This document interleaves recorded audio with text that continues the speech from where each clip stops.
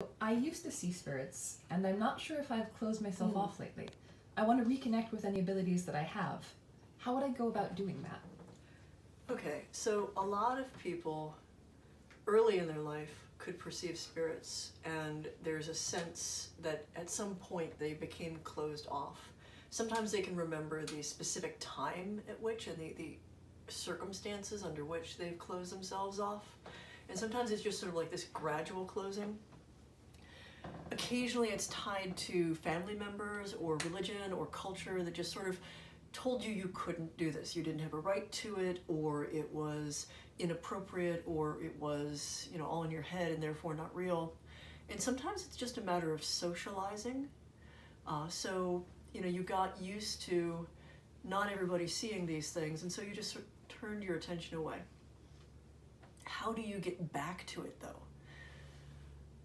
If there was an intense experience that scared you or made you feel guilty or shamed about this that caused you to close that down, that's going to be a little bit harder, because you need to resolve how you feel about that experience. You need to revisit what led you to shut it down and reject it, and come to some point of peace with something about it. Like, you need to resolve the emotions entangling you with it, because otherwise you are always going to have some reservations about what you're doing, and the echo of that experience, the echo of the emotions with that experience, will come up every time you try to do it and distract you, pull you back, pull you away from your perceptions.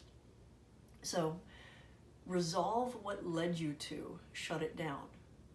And in the process of resolving that, also do your best to start paying attention, keeping records of when you think you might be having experiences, giving yourself permission to be wrong, giving yourself permission to not be as good as you think you are, and also expanding your definition of what is an experience of this type.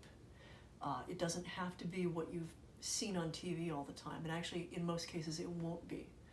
At first it will be quiet, it will be subtle, it will often be emotion and feeling, things that don't necessarily make a lot of loud sense, and it's often information that it takes you several days to unpack.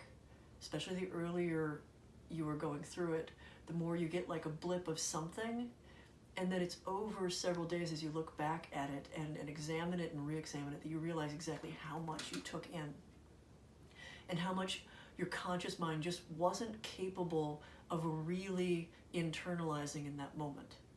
So another part of it is becoming accustomed to and sort of like building up your ability to process this information. And that has a lot to do with confidence and building your confidence. I can't stress enough keeping records of some sort of your process, because they really help to teach you what your techniques are, what perceptions and sensations stand out to you, and how these things are communicated to you. And they also give you a hard record to go back so you can verify stuff. Also having a study buddy or two who you trust, and you can share your experiences. Because there's an awful lot of stuff that we think, that's too weird, I don't know, I feel really weird about talking about that.